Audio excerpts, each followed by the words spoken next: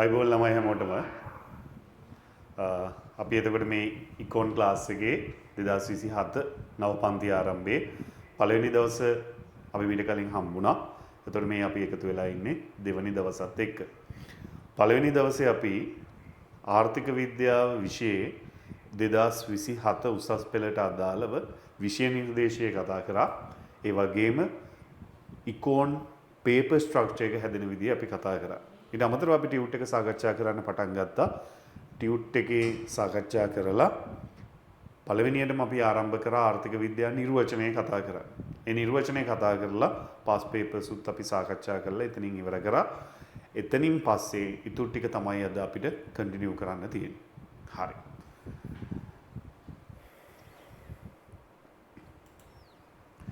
මෙන්න මේ නිර්වචනය තමයි අපි ආර්ථික විද්‍යාව නිර්වචනයේ විදිහට ඉගෙන ගත්තේ. නිර්වචන කීපයක්ම අපි ඉගෙන ගත්තා.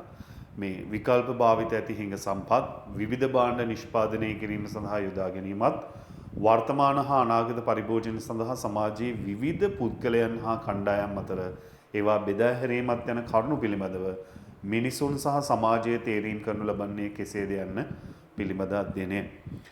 මේ ආර්ථික විද්‍යාවට තියෙන එක නිර්වචනයක්. ආර්ථික විද්‍යාවට නිර්වචන ගොඩාක් තියෙනවා. එක එක ආර්ථික විද්‍යාඥයෝ එක එක විදිහට ආර්ථික විද්‍යාව හඳුන්වලා තියෙනවා. හැබැයි මේ හැම ආර්ථික විද්‍යාඥයම කියපු ආර්ථික විද්‍යා නිර්වචනවල සරල අදහස ගත්තොත් අසීමිත මිනිස් වමනාවන් සපුරන්න සමාජයේ තියෙන සීමිත සම්පත් හිඟ සම්පත් කියන්නත් පුළුවන්.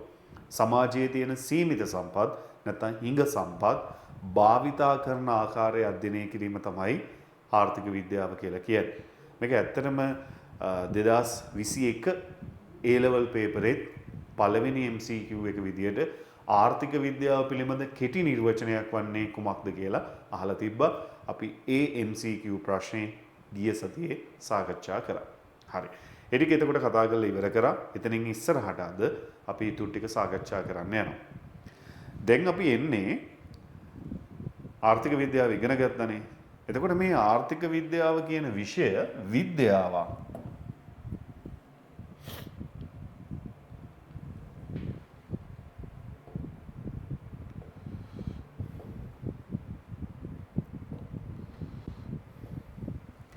ආර්ථික විද්‍යාව කියන්නේ විද්‍යාවක්.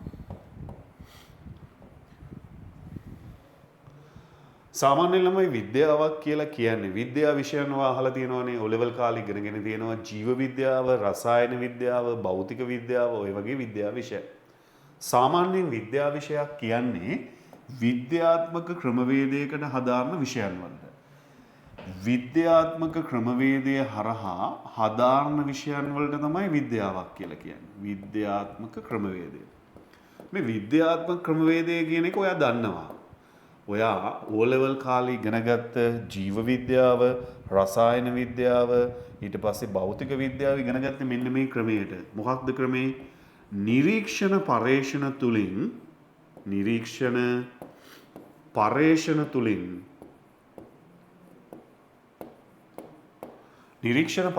තුලින් නිගමන වලට එළඹෙන එකට අපි කියනවා විද්‍යාවක් කියලා. නිරීක්ෂණ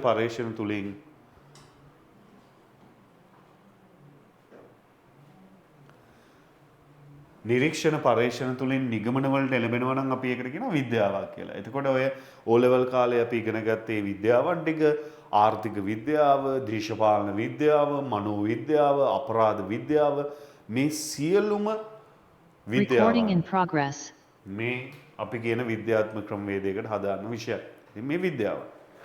ලෝකයේ තියෙන විද්‍යාවන් ප්‍රධාන වශයෙන් අපිට බෙදන්න පුළුවන් කොටස් දෙකකට. අපි මේ කතා කරන්නේ ඉකෝන් වල ආර්ථික විද්‍යාව හැඳින්වීමට අදාළ දෙවැනි මාතෘකාව. අපි මුලින් කතා කරා ආර්ථික විද්‍යාව නිර්වචනය. දැන් මේ ඉගෙන ගන්න විද්‍යාවක් කියන්නේ මොකක්ද සහ එහි වර්ගීකරණය ගැන. මම අර කලින් කිව්ව විදිහට විද්‍යාවන් ප්‍රධාන වශයෙන් කොටස් දෙකකට බෙදන්න පුළුවන්. කොටස් දෙක තමයි ස්වභාවික විද්‍යාවන් සහ සමාජීය විද්‍යාවන්.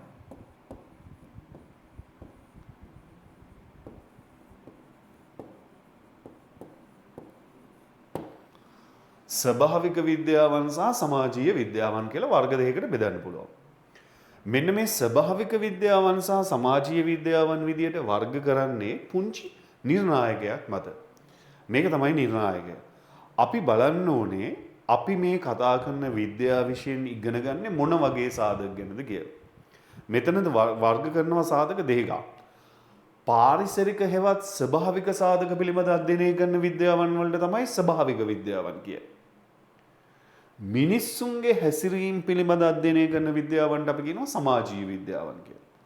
මම මේ කියන විද්‍යාවන් ඔයා try කළා ස්වභාවික විද්‍යාවක්ද සමාජීය විද්‍යාවක්ද කියලා අඳුරගන්න බලන්න. ජීව විද්‍යාව කතා කරපු ගමන් ඔයාලට මතක් වෙනවා ඇති සත්තු ගැන කතා කරනවා ශාක ගැන කතා කරනවා මිනිස්සුන්ගේ ශරීරයේ සැකස්ම ගැන කතා කරනවා ජීව විද්‍යාව අයිති වෙන්නේ ස්වභාවික විද්‍යාවන් ගණයට.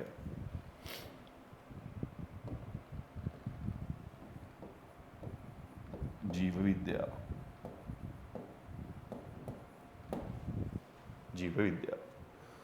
ඊට පස්සේ භෞතික විද්‍යාවත් ස්වභාවික විද්‍යාවක්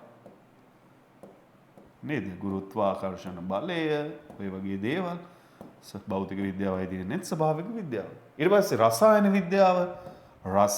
විද්‍යාවයි තියෙන්නේ ස්වභාවික විද්‍යාවන්ට. මම අර කලින් කිව්වා වගේ මේ හැම දෙයකින්ම ඉගෙන ගන්න අපි ස්වභාවික සාධක.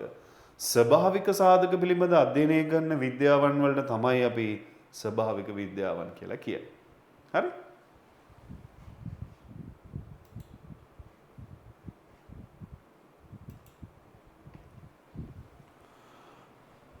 ඒ ස්වභාවික සාධක ගැන අධ්‍යයනය කරන විද්‍යාවන්නේ ස්වභාවික සාධක කියන්නේ.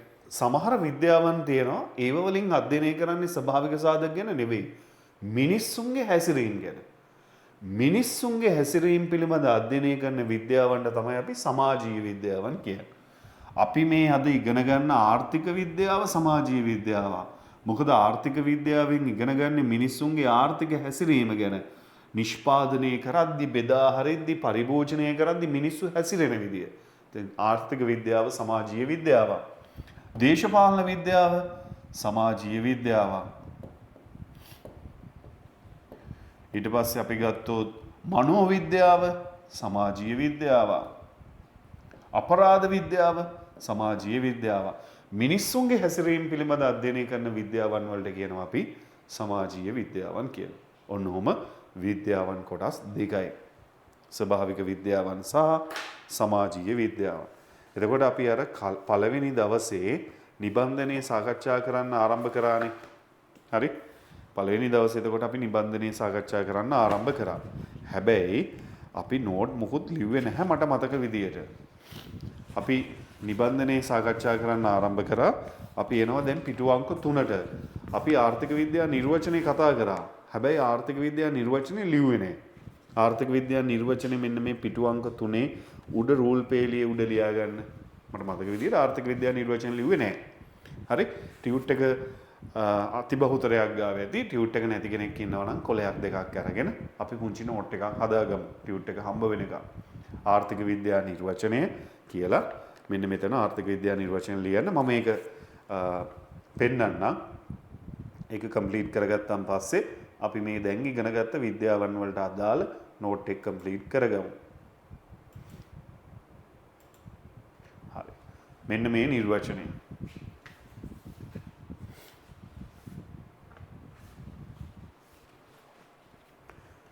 පිටු අංක 3 උඩ තිත් පේලිය උඩ ලියන්න තියෙන රූල් 3ක් ඉඩ තියලා තියෙනවා.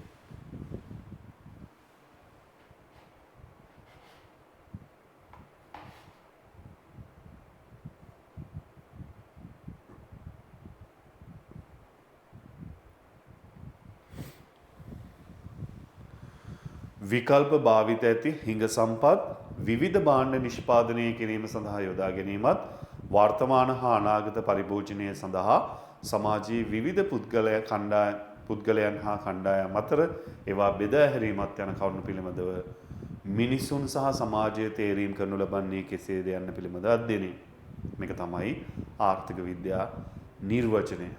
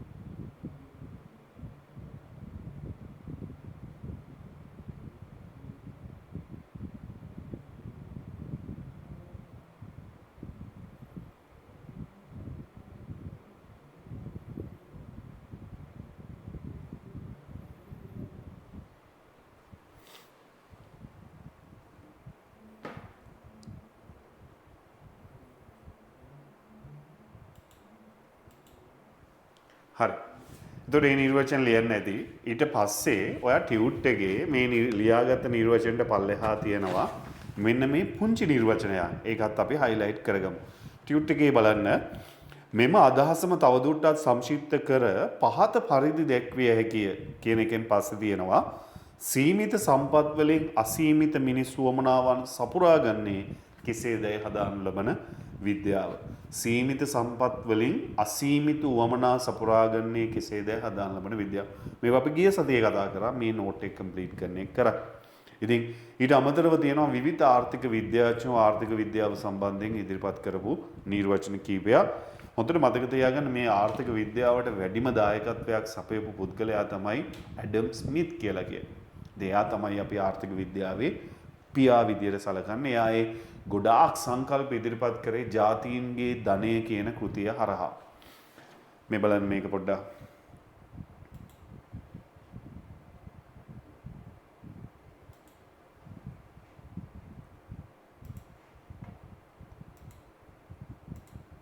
මේ නෑ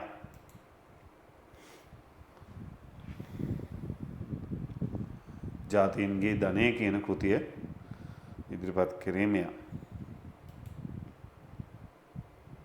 ඇඩම් ස්මිත් කියලා කියන්නේ ආර්ථික විද්‍යාව හදාරන අපි හැමෝටම ඉතාමත් හුරුපුරුදු ප්‍රකට දාර්ශනිකයෙක්. ඇඩම් ස්මිත් සුවිශේෂී වන්නේ ඔහු නූතන ආර්ථික විද්‍යාවේ පියා ලෙස නම් දරා සිටීම නිසයි. ග්ලාස්ගෝ සහ ඔක්ස්ෆර්ඩ් විශ්වවිද්‍යාලවල අධ්‍යාපනය ලැබූ මොහු තර්ක ශාස්ත්‍රය සහ සදාචාර දර්ශනය සම්බන්ධව මහාචාර්යවරයෙක් ලෙස කටයුතු කරනු ලැබුවා. මානව සදාචාරයේ ස්වභාවය සහ අන් අයගේ හැඟීම් බෙදා ගැනීමේ හැකියාව ගවේෂණය කළ මොහු නිදහස් වෙළඳපළ ස්වයංලාභී පුද්ගලයන්ගේ ක්‍රියාවන් විසින් නියාමනය කිරීමේ ප්‍රවණතාවයක් වන නොපෙනෙන හස්තය පිළිබඳ අදහසත් හඳුන්වලා දුන්නා. ජාතීන්ගේ ධනයේ ස්වභාවය සහ හේතු පිළිබඳව විමර්ශනය කළ ස්මිත් ආර්ථික විද්‍යාව සම්බන්ධයෙන් ලියවුණු ප්‍රථම පොත ලෙස 1776 වසරේදී ඔහුගේ විශිෂ්ට කෘතියක් වෙන ජාතීන්ගේ ධනය යන කෘතිය ප්‍රකාශයට පත් කළා. ශ්‍රමය බෙදී යාම ආර්ථික වර්ධනය සහ රජයේ කාර්යභාරය වැනි ශ්‍රේෂ්ඨ ගණනාවක් සම්බන්ධයෙන් කරුණු දැක්වූ මේ කෘතිය ආර්ථික විද්‍යාවේ සුවිශේෂී සන්දිස්ථානයකට මුලපුරුම් ලැබුවා කියලා කිව්වොත් ඉකෝන්නාක් අපි නිවැරදියි. ස්මිත්ගේ අදහස් ආර්ථික න්‍යාය සහ ප්‍රතිපත්ති සංවර්ධනය කෙරෙහි ප්‍රබල බලපෑමක් ඇති කළා වගේම මෙවැනි කරුණු ගණනාවක් නිසාම එක්සත් ජනපදයේ නිර්මාතෘවරුන්ට ස්මිත්ගේ නැතිවුණු පැහැදීමත් සමග ඔවුන්ද ස්මිත්ගේ මූලධර්ම අනුගමනය කරන්න පටන් ගත්තා. අතටත් බොහෝ ආර්ථික විද්‍යා වාදිවාදවලදී ස්මිත්ගේ දර්ශනය සහ තර්ක බොහෝ විට උපකාරී වෙනවා. ඒ විතරක් නෙවෙයි ලෝක ඉතිහාසය තුළ වඩාත් බලගතු දාර්ශනිකයෙක් වන මේ අසහාය මිනිසා විසින් ලියූ පොත්පත් තවමත් ආර්ථික විද්‍යාව සහ අනෙකුත් විෂයන් පිළිබඳව හදාරන විද්වතුන් වගේම සිසුන් විසින් පුළුල් ලෙස කියවා අධ්‍යයනය කරනු ලැබීම තවත් එක සුවිශේෂී කාරණයක්. ඉතින් අද අපි කතා කරේ ආර්ථික විද්‍යාවේ දැවැන්තයෙක් වන ඇඩම් ස්මිත් සහ ආර්ථික විද්‍යාවට ඔහු විසින් සැපයූ දායකත්වය සම්බන්ධවයි. ඉකොන්නක් අපි නම් හිතන්නේ ඔබේ දැනුමට යමක් එකතු කරන්න අපි සමත් වුණා කියලයි. එහෙනම් තවත් දවසක නැවතත් ඔබ හමුවීමේ බලාපොරොත්තුවෙන් අදට අපි ඔබෙන් සමුගන්නවා. ඔබට සුබ දවසක්.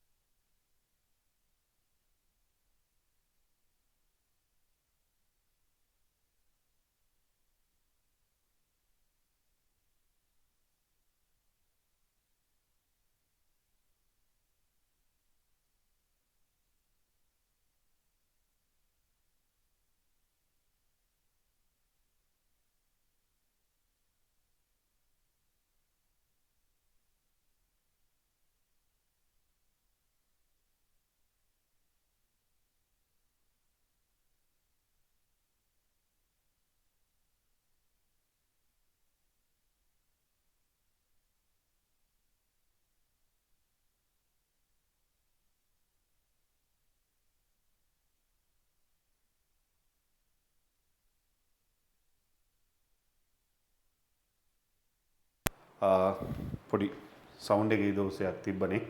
ඇහෙන්නේ නැතුව ගිහිල්ලා මේ හරි. මම ඔයාලට පැහැදිලි කරේ පුතේ පළවෙනි තුන්වෙනි පිටුව එතකොට අපි අවසන් කරා. හරි? තුන්වෙනි පිටුව අපි අවසන් කරා. ඒ තුන්වෙනි පිටුවේ ආර්ථික විද්‍යාව නිර්වචනය ඇඩම් ස්මිත් ගැන තමයි අපි අර කලින් වීඩියෝ එකේ දැක්කේ. ඊට පස්සේ අපි එනවා හතරවෙනි පිටුවට. හතරවෙනි පිටුවේ තියෙන්නේ අර ආර්ථික විද්‍යාවට අදාළව අපි කියනවනේ නිෂ්පාදනය බෙදා හැරීම පරිභෝජනය ගැන තමයි කතා කරන්නේ කියලා. නිෂ්පාදනය බෙදා හැරීම පරිභෝජනය ගැන කියලා.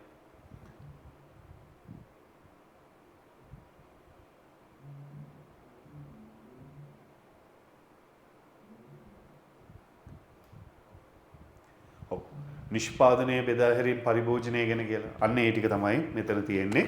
ඊට පස්සේ මෙතන මේ තියෙනවා විද්‍යාවක් ලෙස ආර්ථික විද්‍යාව. මම කියවනේ ආර්ථික විද්‍යාව කියන්නේ විද්‍යාවක් කියලා. ඒව කොටස් දෙකකටත් අපි බෙදාගත්තා. ස්වභාවික විද්‍යාවන් සහ සමාජීය විද්‍යාවන් කියලා. ටියුට් එකේ ඉඩ තියලා තියෙනවා ස්වභාවික විද්‍යාවන් 3කටයි සමාජීය විද්‍යාවන් 3කුයි ලියන්න. එතකොට ආ ස්වභාවික විද්‍යාවන් යටතේ මේ ජීව විද්‍යාව, රසායන විද්‍යාව, භෞතික විද්‍යාව ලියන්න ඕනේ. ඊට පස්සේ සමාජීය විද්‍යාවන් යටතේ කැමති තුනක්. ආර්ථික විද්‍යාව, දේශපාලන විද්‍යාව, මනෝ විද්‍යාව, අපරාධ විද්‍යාව. හරි? හරි. ඔන්න එහෙනම් අපි දැන් දන්නවා විද්‍යාවන් කොටස් දෙකයි ස්වභාවික විද්‍යාවන් සහ සමාජීය විද්‍යාවන් කියලා. මෙතනින් ඉස්සරහට අපි පොඩි මාතෘකාවක් මේක ගැන තව කතා කරනවා. මොකක්ද මාතෘකාව? මෙන්න මේ ස්වභාවික විද්‍යාවන් සහ සමාජීය විද්‍යාවන් අතර වෙනස. හරි? අර කියපු අදහස් තමයි එතකොට ස්වභාවික විද්‍යාවන් සහ සමාජීය විද්‍යාවන් අතර තිබ්බේ. හරි? මේ කිව්ව මේ පිළිදෙයට විද්‍යාවන් කොටස් දෙකයි ස්වභාවික විද්‍යාවන් සහ සමාජීය විද්‍යාවන්.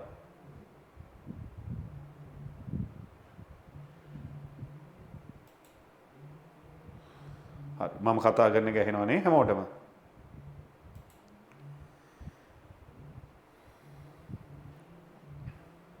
එතකොට ස්වභාවික විද්‍යාවන් කිව්වේ ස්වභාවික සාධක පිළිබඳ අධ්‍යයනය කරන විද්‍යාවන්. සමාජීය විද්‍යාවන් කිව්වේ මිනිස් හැසිරීම පිළිබඳව අධ්‍යයනය කරන විද්‍යාවන්. ඔය මූලික දේවල් ගැන කතා කරේ. හරි. මේ බලන්න.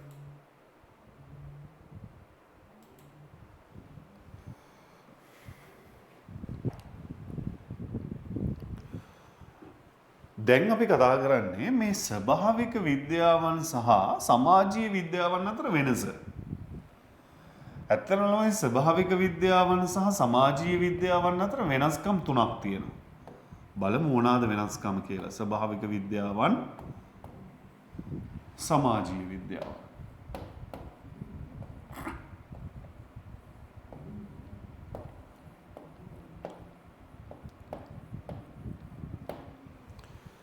පළවෙනිම වෙනස තමයි අපි දැනටමත් ඉගෙනගත් එක.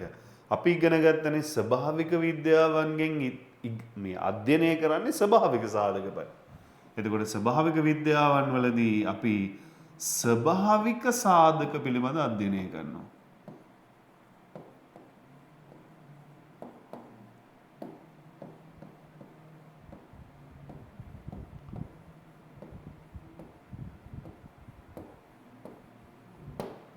ස්වභාවික සාධක පිළිබඳ අධ්‍යයනය කරන විද්‍යාවන් තමයි ස්වභාවික විද්‍යාවන් කියලා කියන්නේ. සමාජීය විද්‍යාවන් කියන්නේ මිනිස් හැසිරීම පිළිබඳ අධ්‍යයනය කරන විද්‍යාවන්.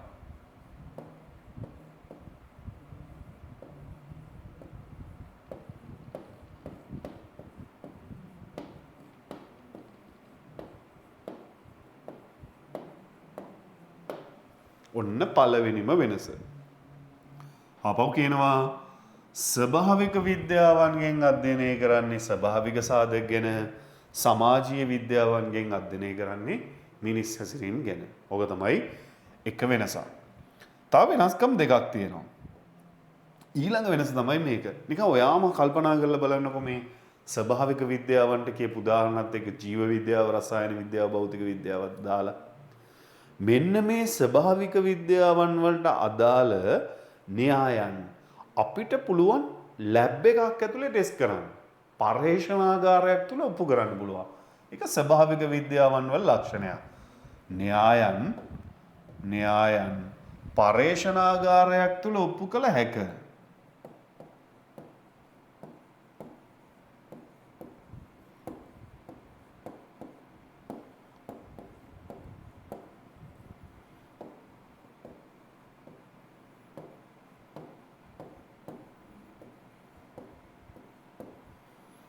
පර්යේෂණාගාරයක් තුල ඔප්පු කරන්න පුළුවන්. හැබැයි නිකන් හිතන්නකෝ සමාජීය විද්‍යාව, ආර්ථික විද්‍යාව වෙන්න පුළුවන්, දේශපාලන විද්‍යාව වෙන්න පුළුවන්, අපරාධ විද්‍යාව වෙන්න පුළුවන්. ඔය මේ දවස්වල අපි නිවුස් වලත් දකිනවා වෙඩි තැබීම් ඔය වගේ දේවල්. මොකක් හරි අපරාධයක් වුණාම පොලිසියේ මහත්තුරුන්ට පොලිසිය ඇතුළේ ඉඳන් පරීක්ෂණ කරන්න බෑ. ඔයා දැකලා ඇති මේ අපරාධ සිද්ධ වුණාම ඒ සිද්ධිය වුණ තැනට යනවා. ගිහිල්ලා අර කහ පාටයි කළු පාටයි පටියකින් ආවරණය කරලා කාටවත් එන්න දෙන්නේ නැතුව රජයේ එක එක පරීක්ෂණ කණ්ඩායම් ඇවිල්ලා දවස් ගාණක් යනකම් එතනට පිටස්තර පුද්ගලයන්ට එන්න දෙන්නේ නැතුව එහෙම පරීක්ෂණ කළා තමයි ඒ ක්‍රියාදාමයේ අදාළ සැකකරු හඳුනගන්නේ. ඉතින් ඒ වගේ දේවල් ලැබ් එකක් ඇතුලේ ටෙස්ට් කරන්න බෑ. සිද්ධිය උන තැනට ගිහිල්ලා තොරතුරු එකතු කරගෙන පරීක්ෂණ පවත්වන්න සිද්ධ වෙනවා. ඉතින් ඒ නිසා සමාජීය විද්‍යාවන් වලට අදාළ න්‍යායන් පර්යේෂණාගාරයක් තුල ඔප්පු කරන්න බෑ.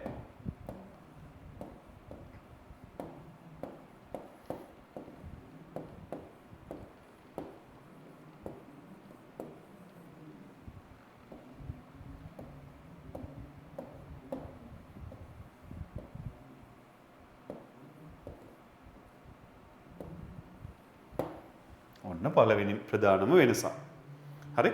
දැන් එතකොට මම ඔයාලට වෙනස්කම් දෙකක් කිව්වා. එකක් අර කතාව, අනිත් එක න්‍යායන් පරීක්ෂණාගාරයක් තුල ඔප්පු කරන්න පුළුවන් කියන එකයි, ඔප්පු කරන්න බෑ කියන එකයි. අන්තිම වෙනස්කම් තුනයි තියෙන්නේ. අන්තිම වෙනස. මේ බලන්න. උදාහරණ ඇසුරින් ඔයා කල්පනා කරන්න. මේ ස්වභාවික විද්‍යාවන් වලට අදාළ න්‍යායන් තියෙනවනේ. මෙන්න මේ න්‍යායන් කාලය අනුව, ප්‍රදේශය අනුව, ජන වර්ගය අනුව වෙනස් වෙන්නේ නැහැ. ජීව විද්‍යාව එහෙම වෙනස් වෙන්නේ නැහැ. කාලය අනුව, ප්‍රදේශය අනුව ඒ විදිහට වෙනස් වෙන්නේ නැහැ. මම ඉගෙන ගත්ත ජීව විද්‍යාව තමයි O level කාලේදී ඔයාටත් උගන්වලා තියෙන්නේ. මිනිස්සුන්ගේ ශරීරය හැදෙන්නේ මේ විදිහට. කවදාවත් අපිට ඒව වෙනස් කර අර මේ දැන් කාලේ මිනිස්සුන්ගේ ශරීරය මෙහෙම හැදෙන්නේ, හදවත මෙහෙම තියෙන්නේ, එහෙම උගන්වන්නේ නැහැ. කාලය අනුව, ප්‍රදේශය අනුව, ජන වර්ගය අනුව වෙනස් වෙන්නේ නැහැ. හැබැයි සමාජීය විද්‍යාවන් කියන්නේ මිනිස්සුන්ගේ හැසිරීමනේ. මිනිස්සුන්ගේ හැසිරීම වෙනස් වෙනවා. වැඩි ඉතින් ලොකුවට හිතන්න දෙයක් නැහැ. ඔයාගේ අවට ඉන්න මිනිස්සු හිතන්නකෝ. ඔයාගේ හොඳම යාළුවා ගැන හිතන්නකෝ. මෑ නිරන්තරයෙන් වෙනස් වෙනවද නැද්ද? උදේ හිටපු එක නෙමෙයි හවස ඉන්නේ. සමහර වෙලාවට යාළුවෝ ඉන්න උදේ හොඳට ඉන්නවා හවස මූණ බලන්නෙත් නැහැ. මිනිස්සු කියන්නේ වෙනස් වෙන જાතියක්. ඒක නිසා මිනිස් හැසිරීම පිළිබඳ අධ්‍යයනය කරන සමාජීය විද්‍යාවන් වලට අදාළ න්‍යායන් කාලයත් සමග, ප්‍රදේශයත් සමග, ජන වර්ගයත් එක්ක වෙනස් වෙනවා.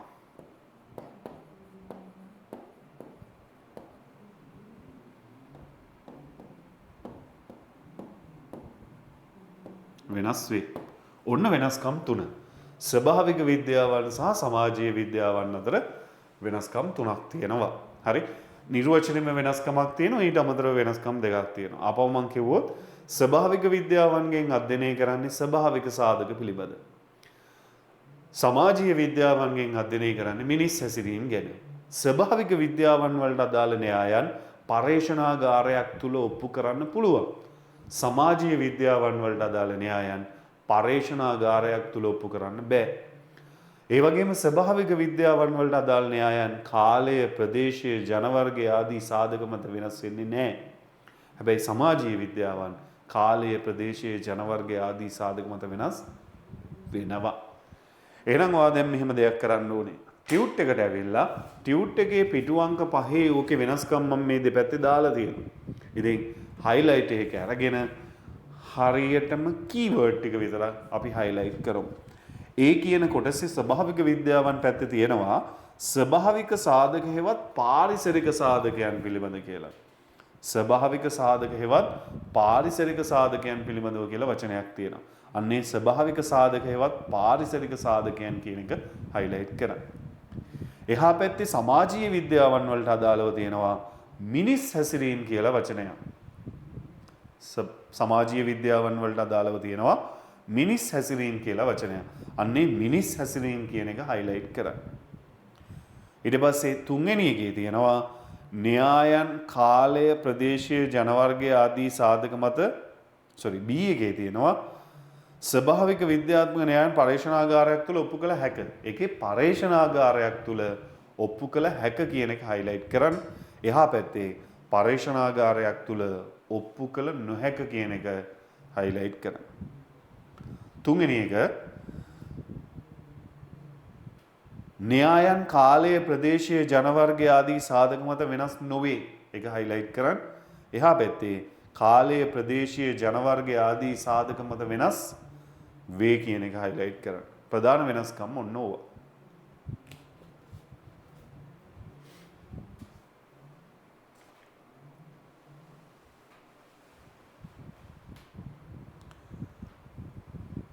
හරි. එහෙනම් අපි දැන් ඒ මාතෘකාව ඉවර කරානේ. එතනින් පස්සේ අපිට තියෙනවා ආර්ථික විද්‍යාවේ වැදගත්කම. ආර්ථික විද්‍යාව ඉගෙනීමේ වැදගත්කම කියලා මාතෘකාවක්.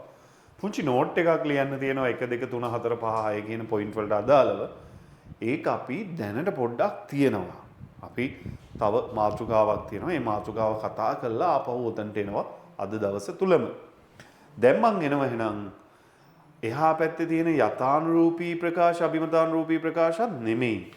පිටු අංක 9 පෙරළුවාම තියෙනවා සූක්ෂම ආර්ථික විද්‍යාව සහ සාර්වාර්ථික විද්‍යාව කියලා කොටසක්. සූක්ෂම ආර්ථික විද්‍යාවයි සාර්වාර්ථික විද්‍යාවයි කියලා කොටසක්. ඔන්න ඔය මාතෘකා දෙක සාකච්ඡා කරන්න මම එනවා. මේකෙන් පාස් පේපර් ප්‍රශ්න ටිකකුත් තියෙනවා. ඒ පාස් පේපර් ප්‍රශ්න ටිකත් කතා කරලා නෝට් එකක් ලියලා අපි කම්ප්ලීට් කරගමු. මේ බලන්න. මුලින්ම මේ දේ මතක තියාගන්න. අපි ඉගෙන ගන්නේ ආර්ථික විද්‍යාවනේ. අපි ඉගෙන ගන්නේ ආර්ථික විද්‍යාව. ඉකොනොමික්ස්. මෙන්න මේ ආර්ථික විද්‍යාව කියන තනි විෂය, A level වල තියෙන ආර්ථික විද්‍යාව කියන තනි විෂය හැදිලා තියෙන්නේ කොටස් දෙකකින්. කොටස් දෙක තමයි සූක්ෂම ආර්ථික විද්‍යාවයි සාර්වාර්ථික විද්‍යාවයි. සූක්ෂම ආර්ථික විද්‍යාවයි සාර්වාර්ථික විද්‍යාවයි.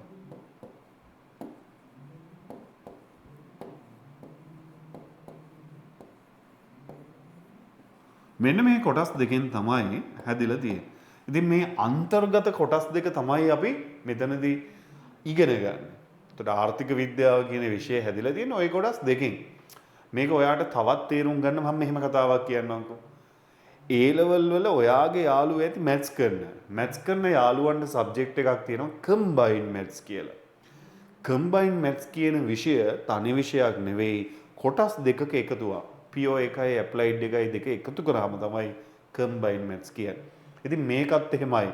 සූක්ෂම ආර්ථික විද්‍යාවයි සාර්වාර්ථික විද්‍යාවයි දෙකේ එකතුවෙන් තමයි ආර්ථික විද්‍යාව හැදෙන්නේ. යුනිවර්සිටි සිලෙක්ට් වුණාම ඔයා කවදාවත් ඔයාට හම්බෙන්නේ ආර්ථික විද්‍යාව කියලා විෂයක්. ඔයාට ෆස්ට් ඉයර් එකේදී හම්බෙනවා සූක්ෂම ආර්ථික විද්‍යාව කියන විෂය. ගොඩක් වෙලාවට සෙකන්ඩ් ඉයර් එකේදී හම්බෙනවා සාර්වාර්ථික විද්‍යාව කියන විෂය. මෙන්න මේ විෂයන් දෙකේ එකතුව තමයි අපි A level වල ආර්ථික විද්‍යාව විෂය කියලා කතා කරන්නේ. ඒතර ආර්ථික විද්‍යාව කියන්නේ මෙන්න මේ දෙකේ එකතුවක්. ඉතින් මෙන්න මේ සූක්ෂම ආර්ථික විද්‍යාව සහ සාර්වාර්ථික විද්‍යාව කියන්නේ මොකක්ද? ඒකේ අදහස මොකක්ද කියන එක අපි බලමු එහෙනම්. මේක ඉගෙන ගන්න ලේසිම ක්‍රමය තමයි මේ. මේ බලන්නකෝ. කන්සෙප්ට් දෙකයිනේ. සූක්ෂම ආර්ථික විද්‍යාව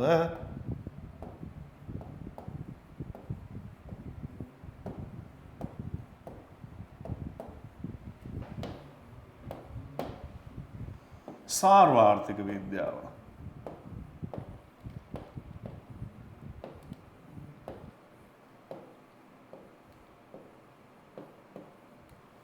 ඔහොම කොටස් දෙක. මේක තේරුම් ගන්න ලේසිම ක්‍රමය තමයි ළමයි මේකට කියන ඉංග්ලිෂ් වචන දෙකෙන්. සූක්ෂම ආර්ථික විද්‍යාවට ඉංග්ලිෂ් වලින් කියන්නේ මයික්‍රෝ ඉකොනොමික්ස් කියලා. මයික්‍රෝ මං සිම්පල් වලින් ලියන්න. Micro economics.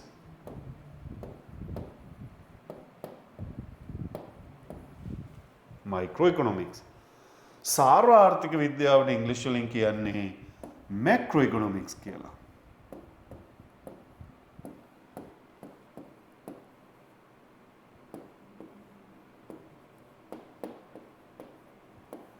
ඔන්න ඉංග්ලිෂ් වර්ඩ් දෙක. සූක්ෂම ආර්ථික විද්‍යාව මයික්‍රෝ ඉකොනොමික්ස්, සාර්වාර්ථික විද්‍යාව මැක්‍රෝ ඉකොනොමික්ස්. ඔයා Google එකේ හරි සර්ච් කරොත් මයික්‍රෝ ඉකොනොමික්ස් ඕනෙත් නෑ. මයික්‍රෝ කියන වර්ඩ් එක සර්ච් කරන්නකෝ. මයික්‍රෝ කියන වර්ඩ් එක සර්ච් කරාම ඔයාට ඒ Google එකේ මයික්‍රෝ කියන වර්ඩ් එකම තමයි ස්මෝල් කියලා කියන්නේ. ඒ කියන්නේ සිංහල තේරුම කුඩා. මයික්‍රෝ කියන්නේ කුඩා කියන එක. මැක්‍රෝ කියන වර්ඩ් එකේ තේරුම තමයි සමස්ත කියන එක. මේ සිංහල වචන දෙක හොඳට ඔලුවට දාගන්න. මයික්‍රෝ කියන්නේ කුඩා. මැක්‍රෝ කියන්නේ සමස්ත. ආපහු මං කියනවා ආර්ථික විද්‍යාව කොටස් දෙකයි. සූක්ෂම ආර්ථික විද්‍යාවයි සාර්වාර්ථික විද්‍යාව. සූක්ෂම ආර්ථික විද්‍යාවට කියන්නේ මයික්‍රෝ ඉකොනොමික්ස්. ඒකේ මයික්‍රෝ කියන වර්ඩ් එකේ තේරුම කුඩා කියන එක. මයික්‍රෝ කියන්නේ කුඩා කියන එක. සාර්වාර්ථික විද්‍යාවට ඉංග්‍රීසි වලින් කියනවා මැක්‍රෝ ඉකොනොමික්ස් කියලා. Macro economics. මැක්‍රෝ කියන වර්ඩ් එකේ තේරුම සමස්ත කියන එක. මැක්‍රෝ කියන්නේ සමස්ත කියන එක. මේ බලන්නකෝ. ඉතින් මේ සිංහල වර්ඩ් එකත් එක්ක ඔයාට හරි ලේසියෙන් මේක තේරුම් ගන්න පුළුවන්.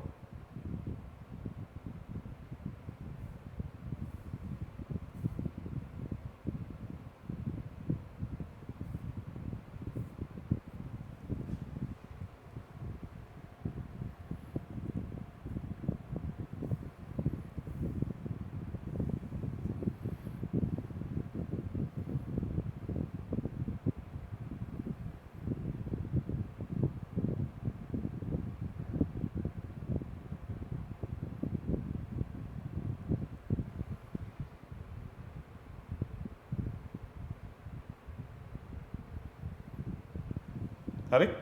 එතකොට මයික්‍රෝ ඉකොනොමික්ස්, මැක්‍රෝ ඉකොනොමික්ස්. ඔය වචන දෙකත් එක්ක මෙන්න මේක තේරුම් ගන්න. අපි ආර්ථික විද්‍යාවේ කතා කරන්නේ ආර්ථිකයක් ගැන. එතකොට මේ තියෙන්නේ ආර්ථිකය කියලා හිතන්නකෝ. මේ ආර්ථිකයක මේ තියෙන්නේ ආර්ථිකය නම් මේ ආර්ථිකයක එක එක පාර්ශ්වයන් ඉන්නවා.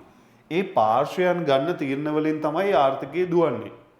ඉතින් මේ පාර්ශ්වයන් විදියට ගත්තොත් පාරිභෝගිකයෝ කියලා පාර්ශ්වයක් ඉන්නවනේ. පාරිභෝගිකයෝ කියන්නේ භාණ්ඩ මිලදී ගන්න අයට.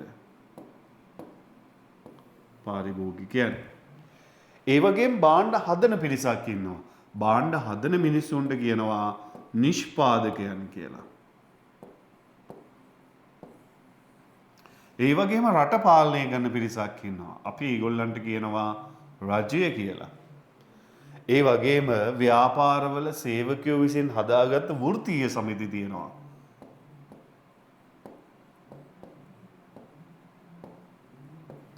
ඒ වගේම ව්‍යාපාරවලට භාණ්ඩ හා සේවා හදන්න අවශ්‍ය සාධක සපයන සාධක සපයන්නු ඉන්නවා. මේ වගේ ගොඩාක් පාර්ශවයන් ඉන්නවා ආර්ථිකයක. මම කීපයක් තමයි ලිව්වේ. කොහොම හරි මෙන්න මේ ආර්ථිකයක එක පාර්ශවයන් ඉන්නවා. ඉතින් අපි ආර්ථික විද්‍යාව ඇතුලේ පාරිභෝගිකයෝ ගැන කතා කරනවා.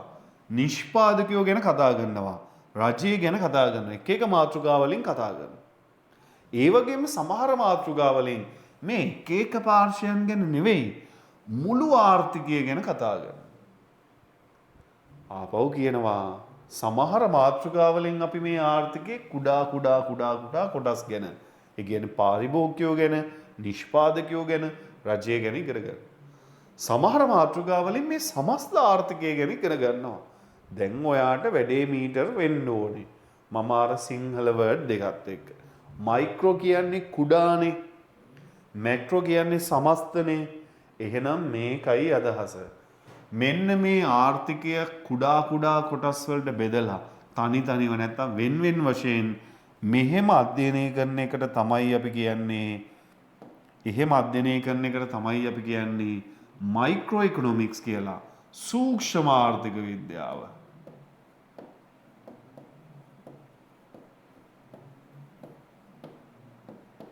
සූක්ෂම ආර්ථික විද්‍යාව.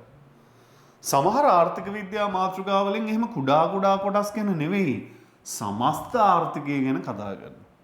අන්න එහෙම සමස්ත ආර්ථිකය ගැන කතා කරනවා නම් අපි ඒකට කියනවා මැක්‍රෝ සාර්ව ආර්ථික විද්‍යාව.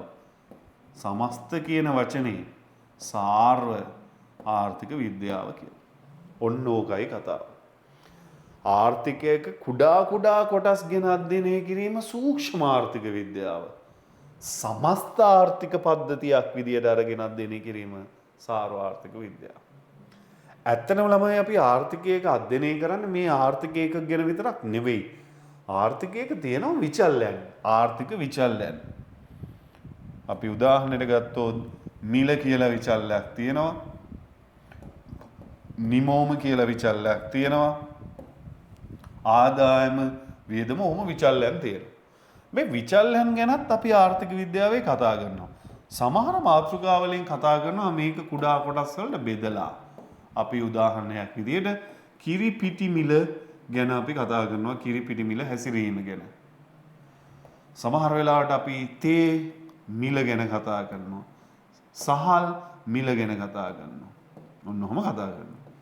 සමහර වෙලාවට අපි මුළු රටේ සියලුම භාණ්ඩ හා සේවාවල සමස්ත මිල ගැනත් කතා කරනවා. අපි ඒකට කියන්නේ පොදු මිල මට්ටම කියලා. පොදු මිල මට්ටම කියලා. නිමෝමත් එහෙමයි. නිමෝම ගැන කතා කරද්දී එක එක භාණ්ඩවල නිමෝම ගැන අපි කතා කරනවා. ලංකාවේ පොල් නිෂ්පාදනය කොච්චරයිද? ලංකාවේ ඇඟලුම් නිෂ්පාදනය කොච්චරයිද? ලංකාවේ තේ නිෂ්පාදනය කොච්චරයිද? ඔහොම කතා කරනවා. එහෙම කතා කරන්නේ නැතුව සමහර වෙලාවට ලංකාවේ සමස්ත භාණ්ඩ හා සේවා නිමෝම ගැනත් කතා කරනවා. ලංකාවේ සමස්ත භාණ්ඩ හා සේවා නිමෝමට කියන්නේ දල දේශීය නිෂ්පාදිතය කියලා. මේකට ඉංග්‍රීසි වලින් කියනවා gross domestic product GDP කියලා ඔය අහලා ඇති සමහර වෙලාවට. gross domestic product GDP. ඉතින් වැඩේ වාට සමහර වෙලාවට දැන්ටමත් මීටර ඇති. ආර්ථික ඒකක ගැන කතා කරද්දිත් මම කිව්වා මෙහෙම කුඩා කුඩා කොටස් වලට බෙදලා කතා කරන්නේ සූක්ෂම ආර්ථික විද්‍යාවෙන් කියලා. මුළු ආර්ථිකයටම අදාළ කරලා කතා කරන්නේ සාර්ව ආර්ථික විද්‍යාවෙන් කියලා. ඉතින් විචල්යන් වලත් එහෙමයි. මේ කුඩා කුඩා කොටස් වලට බෙදලා කතා කරන්නේ සූක්ෂම ආර්ථික විද්‍යාව. මේ තියෙන මුළු ආර්ථිකයේ සියලුම භාණ්ඩවල මිලනේ සාර්ව ආර්ථික විද්‍යාව. මේ තියෙන මුළු ආර්ථිකයේ සියලුම භාණ්ඩ නිමෝමනේ සාර්ව ආර්ථික විද්‍යාව. එහෙනම් ෆයිනල් ආන්සර් එක මෙච්චරයි. මොකක්ද සූක්ෂම ආර්ථික විද්‍යාව සාර්ව ආර්ථික විද්‍යාව කියන්නේ? මෙච්චරයි. ආර්ථිකයක ඒකක හෝ විචල්යන් වෙන් වශයෙන් ගෙන නැත්නම් කුඩා කුඩා කොටස් වලට බෙදලා අධ්‍යයනය කිරීමට අපි කියනවා සූක්ෂම ආර්ථික විද්‍යාව. මතක තියාගන්නේ මයික්‍රෝ ඉකොනොමික්ස්. මයික්‍රෝ කියන්නේ කොහොමත් කුඩා කියන එක. එහෙම නැතුව ආර්ථික පද්ධතිය සමස්තයක් ලෙසගෙන අධ්‍යයනය කිරීමට අපි කියන්නේ සාර්ව ආර්ථික විද්‍යාව. මැක්‍රෝ සමස්ත. ඔක තමයි කතාව. හරි. ඔය ගත්ත අවබෝධයෙන් බලන්න ඔයාට මෙන්න මේ ප්‍රශ්නේ කරන්න පුළුවන්ද කියලා.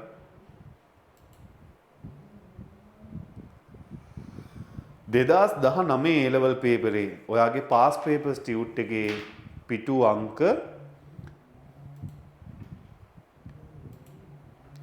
2019 A-level පේපරේ ඔයාගේ පාස් පේපර්ස් ටියුට් එකේ පිටු අංක 8 question number 21 පිටු අංක 8 question number 21 ඒකේ අහන්නේ එක් කුටුම්බ මේ කුටුම්බ කියන්නේ ළමයි ඔය පාරිභෝගික වගේ සාමාන්‍ය මිනිස්සුන්ට හරි එක් එක් කුටුම්බ සහ ආයතනයන්හි තීරණ පිළිබඳ අධ්‍යයනය කරන. හොඳට මතක තියාගන්න. සාමාන්‍යයෙන් දැන් සමස්ත ආර්ථිකය කිව්වහම එක එක නම් කියලා හඳුන්වන්න බෑනේ. මොකද ආර්ථිකයේ මං කියවනේ ඒකකයන් ගොඩාක් ඉන්නවා කියලා. ඉතින් මේ පාරිභෝගිකයෝ ගැන, නිෂ්පාදකයෝ ගැන, කුටුම්බයෝ ගැන ඔන්න ඔහොම වෙන් වශයෙන් ගන්නෙ මොන ආර්ථික විද්‍යාවේද? කුඩා කියන්නේ මයික්‍රෝ ඉකොනොමික්ස්. සූක්ෂම ආර්ථික විද්‍යාව. very good. උත්තරේ 2.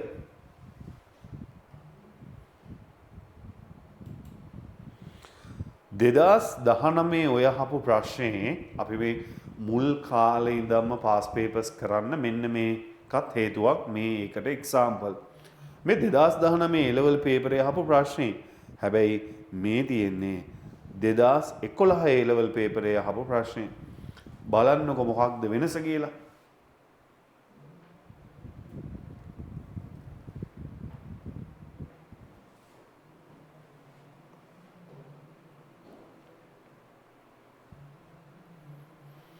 වෙනසක් එහෙම නෑ ලොකුවට.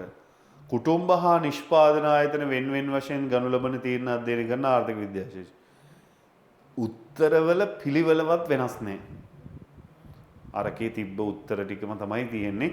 ඒක දෙකනේ ආවේ මේකෙත් සූක්ෂම ආර්ථික විද්‍යාව දෙකට තියෙන්නේ. පළවෙනි එක සාරව මේකෙත් එහෙමයි. කලින් එක වගේමයි මේ. මොකක්ද මේකේ වෙනස? මේ 2019 මේ 2011 මේ 19 මේ 11 කිසි වෙනසක් නැහැ. හරි. ඊට අමතරව ඔයාට කරන්න පුළුවන් පාස් පේපර්ස් ටියුට් එකේ මෙන්න මේ ප්‍රශ්න දෙක 2012 පාස් පේපර්ස් ටියුට් එකේ පිටු අංක 19 question number 64 2015 A level පේපරේට අදාළ ඒ කියන්නේ පාස් පේපර්ස් ටියුට් එකේ පිටු අංක 14 ප්‍රශ්න අංක 43 මේකත් ඔයාට කරන්න පුළුවන්. හරි. ඔය අපි ඉගෙන ගත්ත එතකොට සූක්ෂම ආර්ථික විද්‍යාවයි සාර්ව ආර්ථික විද්‍යාවයි. හරි. දැන් එහෙනම් ඔයා සූක්ෂම ආර්ථික විද්‍යාව යටතේ මෙන්න මේ නෝට් එක ලියන්න. පිටු අංක 9 සූක්ෂම ආර්ථික විද්‍යාව පුළුවන් නම් අර සූක්ෂම ආර්ථික විද්‍යාවට එහා පැත්තේ තියෙනව නේද මයික්‍රෝ ඉකොනොමික්ස් කියලා.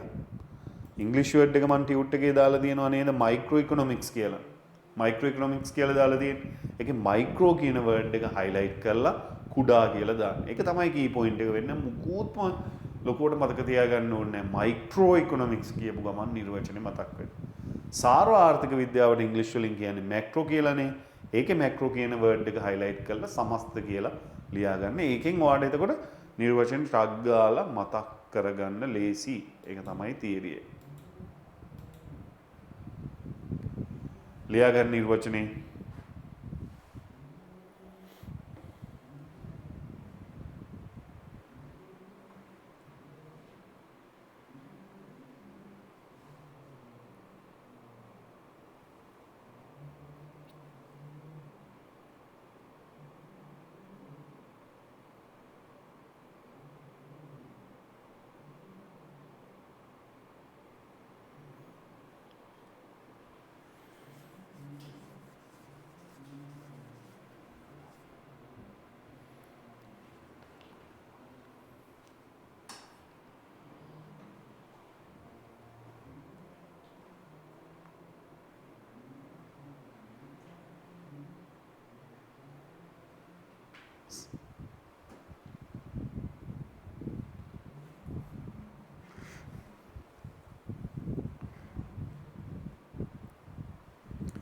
දැක්කද මේකේ තියෙනවා ආර්ථිකයේ සමන්වී ඇති එක් එක් අංශ ආයතන පුද්ගලයන් සහ ආර්ථික විචල්්‍ය ආදී කුඩා ඒකක වෙන් වශයෙන් ගෙන ඒවායේ හැසිරීම අධ්‍යයනය කිරීම.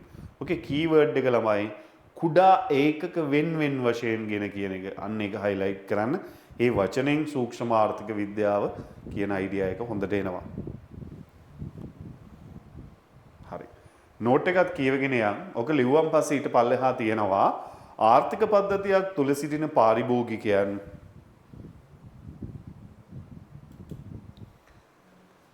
ආර්ථික පද්ධතියක් තුළ සිටින පාරිභෝගිකයන්, ශ්‍රමිකයන්, නිෂ්පාදන ආයතන හා රජය වැනි තීරණ ගන්නා විවිධ ඒකකයන්හි හැසිරීම විග්‍රහ කිරීම. මෙම ආර්ථික ඒකක විකල්ප හමුවේ තේරීම් කරන ආකාරයත් එම තේරීම් නිසා ඇතිවන ප්‍රතිඵලත් මෙහිදී විශ්ලේෂණය කෙරේ.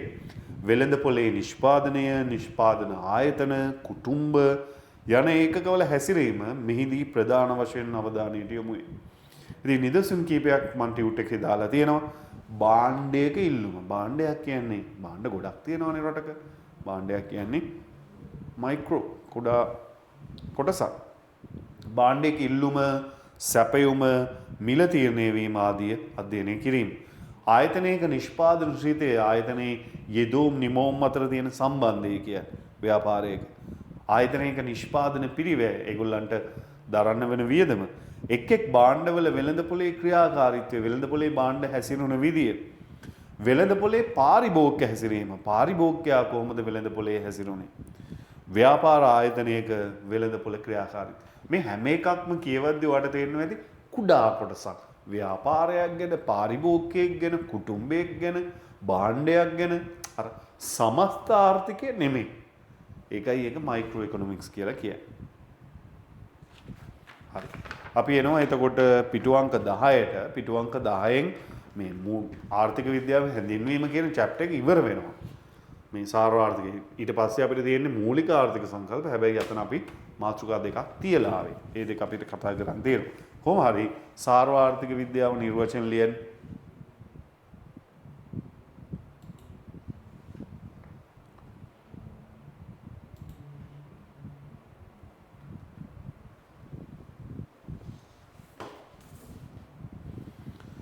පේනවද මේකේ තියෙනවා ළමයි ආර්ථිකයේ සමස්ත ක්‍රියාකාරීත්වය කියලා.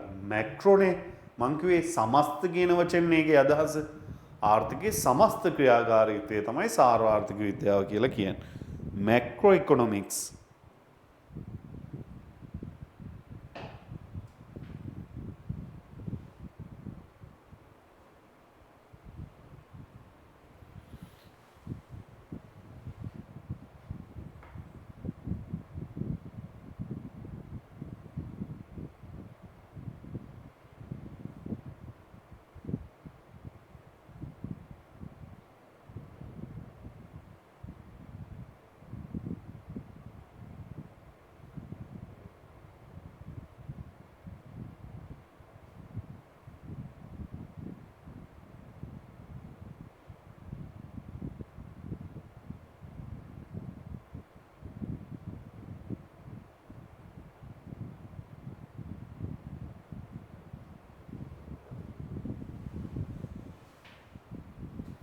ඒක එතකොට හයිලයිට් කරන්න ඕනේ ආර්ථිකයේ සමස්ත ක්‍රියාකාරීත්වය කියන එක.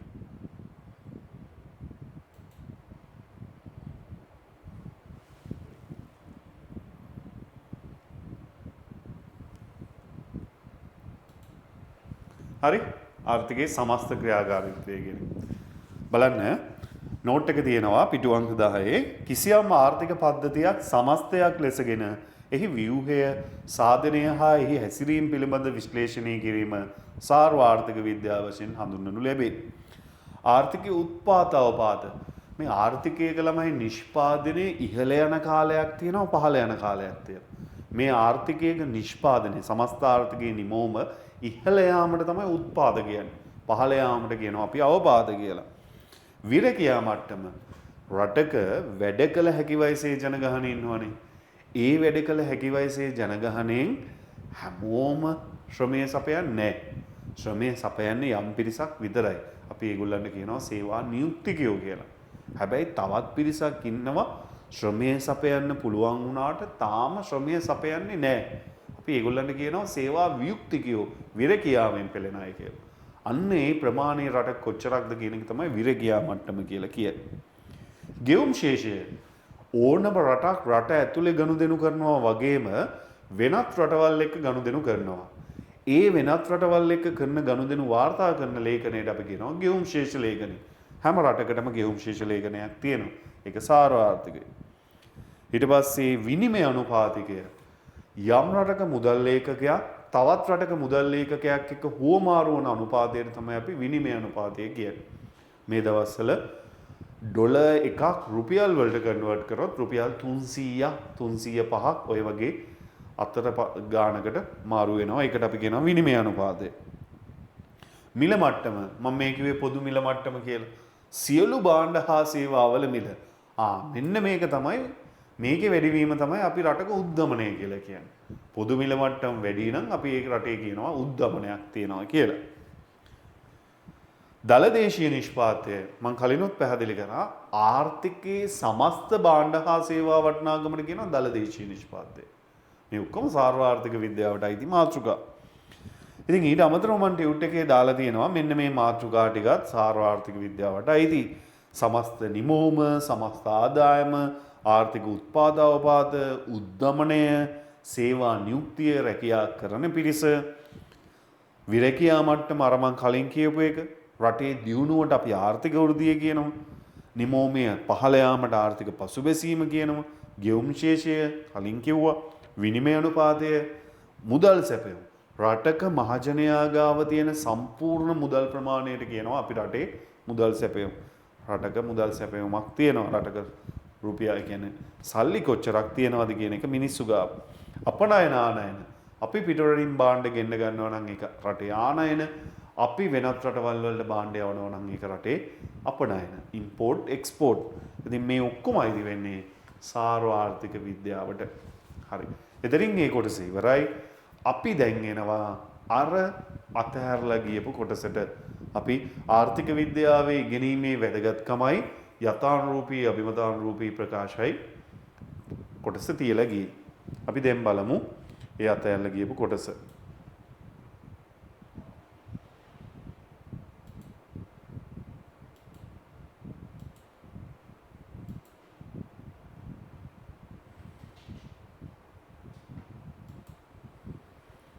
හරි. මේ තියෙන්නේ ආර්ථික විද්‍යාවේ වැදගත්කම, ආර්ථික විද්‍යාව ඉගෙනීමේ වැදගත්කම. නෝට් එකක් ලියන්නත් තියෙනවා. නෝට් එක ලියන ගමන් අපි බලමු. පුංචි වීඩියෝස් වගේකුත් තියෙනවා බලන්න. බලමු මේ වීඩියෝස් ටික.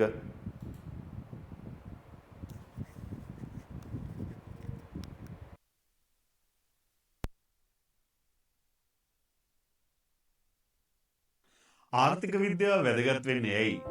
ආර්ථික විද්‍යාව ඉගෙන ගත්තාම මොකක්ද ලැබෙන ප්‍රයෝජනෙ? මේ හැම ප්‍රශ්නයකටම පිළිතුරු මම මේ වීඩියෝ එකෙන් දෙනවා. මේක මම කියනවට වඩා ලංකාවේ ප්‍රධාන ව්‍යවසායකයෙක් වෙන ධම්මික පෙරේරාගේ වචනින්ම අපි පොඩ්ඩක් අහලා ඉමු. මම ඒ ලෙවල් කරනකොට මගේ බස් එකේ මගේ යාළුවෙක් හිටියා ඉකෝන් කරන. එතනින් පස්සේ මම ඉකොනොමික්ස් ළඟින් ඉගෙනගෙන දෙනවා. අද වෙනකන් අද වුණත් තව කවුරු හරි මට ගන්නනොත් මම ඉගෙන ගන්නවා. ENY KPMG වගේ ආයතන උගන්වලා තියෙනවා. ඇවිල්ලා. හැබැයි මම හෙටත් ඒක ඉගෙන ගන්න කැමතියි. මොකද මට තේරෙනවා මම යුනිවර්සිටි එකේ ඉලෙක්ට්‍රිකල් ඇන්ඩ් ඉලෙක්ට්‍රොනික කරාට වැඩිය මගේ ජීවිතේ පැනික් නොවෙන්න නම් රටේ ඉකොනොමි එක තේරෙන්න නම් ලෝකය ගැන දැනගන්න ඕන නම් මේක නොදැනගත්තොත් පැනික් වෙනවා. මම මොන දේ වුණත් මම දන්න දේ තමයි වෙලා තියෙන්නේ. මට එහෙම ප්‍රශ්නයක් නැහැ. මම hina වෙලා ඉන්නේ. කවදාකවත් මම පැනික් වෙලා එනවා මදිද? කවුරුහරි දැකලා තියෙනවද? මේකේ සවුන්ඩ් පොඩ්ඩක් අඩුයි මේ වීඩියෝ එකේ. පැනික් වෙන්න දෙයක් නැහැ. රට යන්නේ කොහෙද කියලා කියන්න පුළුවන්. මොකටද පැනික් වෙන්නේ? ගාන හදන්න මට පොඩ්ඩක් මෙසේජ් එකක් දාන්න. දැන් ඊට පස්සේ මගේ බබාලා ඇහෙන්නෙම නැද්ද? නැත්නම් ඇහෙනවද? මගේ ගණන් තමයි දන්නේ. මම කිව්වා ඔයගොල්ලෝ ගණන් දැනගත්තට වැඩක් නැහැ. පස්සේ A level ඒගොල්ලන් එක්කෙනෙක් ලොකු එක්කෙනා මෙකැනිකල් ඉංජිනේරින් කරන්න ගියොත් මැක්ස් කරා. මම සම්පූර්ණම ටියුෂන් ඇරියා. ඉකෝන් ඇයි මේ කරන්නේ? දැන් දෙවනියා accounts and econ දෙකම කරනවා. ඔයා ඒ වීඩියෝ එකෙන් දැක්කේ ව්‍යාපාරිකයෙක් විදියට ආර්ථික විද්‍යාව වැදගත් වන ආකාරය. ව්‍යාපාරිකයෙක් විදියට විතරක් නෙවෙයි සාමාන්‍ය ජීවිතයේදී කඩේකට ගිහිල්ලා භාණ්ඩයක් මිලදී ගන්න පාරිභෝගිකයෙක් විදියට මේ ආර්ථික විද්‍යාව වැදගත් වෙනවා. භාණ්ඩයක මිල තීරණය වෙන්නේ කොහොමද? ඒ භාණ්ඩේ නිෂ්පාදනය වෙන්නේ කොහොමද? ඒකේ ක්වොලිටි එක තීරණය වෙන්නේ කොහොමද? ඒ භාණ්ඩේ සැපයුම ඉස්සරහට මොන වගේ තත්වයක් වෙයිද? ඒ අනුව මිල මොන වගේ තත්වයක් වෙයිද? මේ හැම දෙයකටම පිළිතුරු දෙන්නේ ආර්ථික විද්‍යාව. ඒ වගේම ඔයා හම්බ කරලා කීයක් හරි ඉතුරු කරගෙන තියෙනවා නම් ඒ ඉතුරු කරපු මුදල් ආයෝජනය කරන්න යද්දී හොඳම ආයෝජන මාර්ගය තීරණය කරන්න ආර්ථික විද්‍යාව දැනුම අත්‍යවශ්‍යයි. රටක පොලී අනුපාතය වර්තමානයේ මොන වගේද අනාගතයේ මොන වගේද ආයෝජන අවස්ථාවලදී මොන ආයෝජන අවස්ථාවලද අඩු අවදානමක් තියෙන්නේ මොන වගේ තැන්වලද වැඩි අවදානමක් තියෙන්නේ ඒවවල ප්‍රතිලාභ මොන වගේද මේ හැම දෙයකටම පිළිතුරු ආර්ථික විද්‍යාව ඇතුළේ තියෙනවා. ඔය මං කිව්වේ සාමාන්‍ය ජීවිතයේ වැදගත්කම. ආර්ථික විද්‍යාව සාමාන්‍ය ජීවිතයේ වගේම අධ්‍යාපන සුදුසුකමක් විදියට හදාරන එකේ ලොකු වැදගත්කමක් තියෙනවා. අපස උසස් පෙළ විෂය නිර්දේශය තුළ අපි ඉගෙන ගන්න ආර්ථික විද්‍යාවට ඉසෙට් ස්කෝර් එකෙන් වැඩි අගයක් හම්බ වෙනවා. ඒ විතරක් නෙවෙයි වෘත්තීය අධ්‍යාපනයට යොමු වෙද්දී AAT, ACCA, chartered, CIMA, CMA මේ හැම විභාග මාලාවකම ආර්ථික විද්‍යාව විෂය කියන්නේ ප්‍රධානම විෂයක්. ආර්ථික විද්‍යාව කියන්නේ හරි තාර්කික, හරි ප්‍රායෝගික, රසවත්ව ඉගෙන ගන්න පුළුවන් විෂයක්. ඉතින් එන්න අපිත් එක්ක එකතු වෙන්න. අපි ප්‍රායෝගිකව, තාර්කිකව ආර්ථික විද්‍යාව ඉගෙන ගමු. කොළඹට වැඩිම ප්‍රතිඵල වාර්තා කළ හොඳම ඉකො පුතේ මේ වීඩියෝ එකේ මුකුත්ම සවුන්ඩ් ඇහුන්නේ නැද්ද? කලින් වීඩියෝ එකේ සවුන්ඩ් ඇහුනේත් නැද්ද? මොකක් හරි ඉෂුව එකක් තියෙනවද කියලා බලන්න.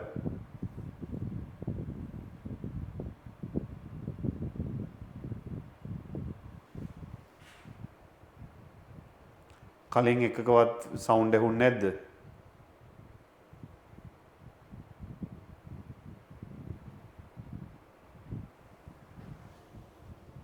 හරි. ඔහොම ඉන්න විනාඩියක් මම බලන්න.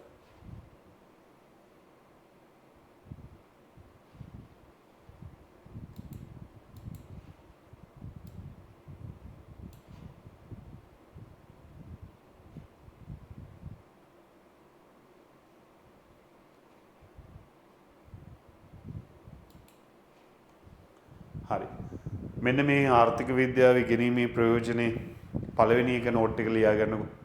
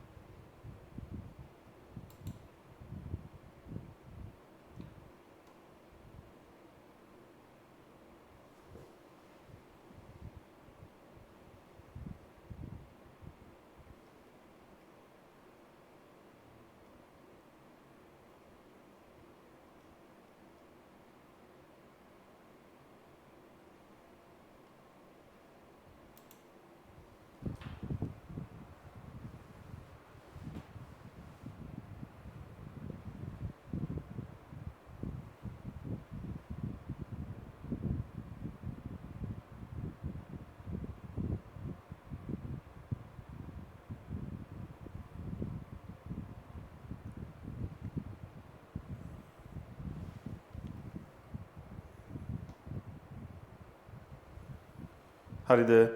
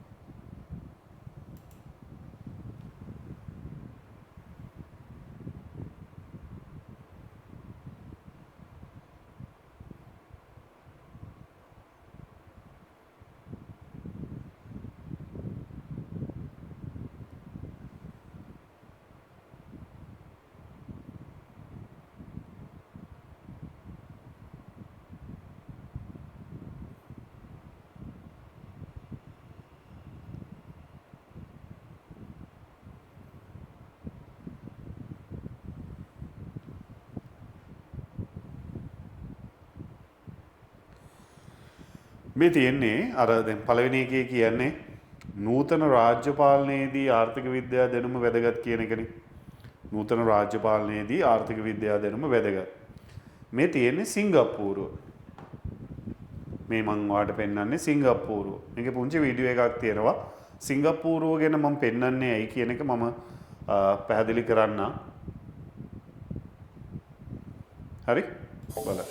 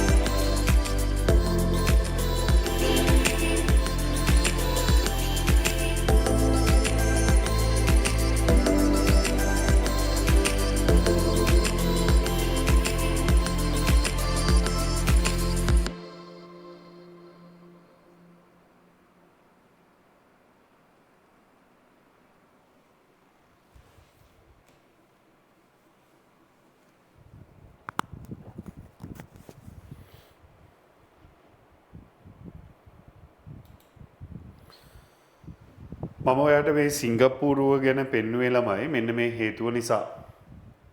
සිංගප්පූරුව ගැන. සිංගප්පූරුව